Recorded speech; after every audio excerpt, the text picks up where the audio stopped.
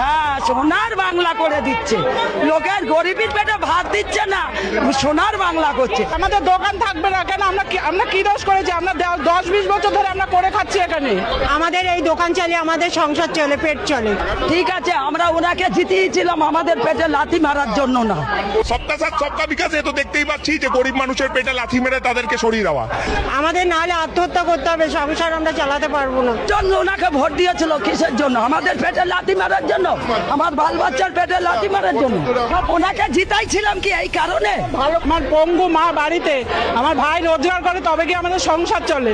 কোথায় যাবো তুমিই বলো মা, আমাদের যাওয়ার কোনো রাস্তা নেই। এক সপ্তাহ আগে নোটিশ দেওয়া হয়েছে, আমাদের বলা হয়েছে যে 29 তারিখ দোকান ভাঙবে। 3000 টাকা লোকেরা দেবে বলেছে, লোকে ভোট দিয়ে দিয়েছে, আর এখন লোকে মরছে। ও কিছুই আমাদের ভালো করছে না। আমরা আতঙ্কই বাস করছি, আতঙ্কই বাস করছি।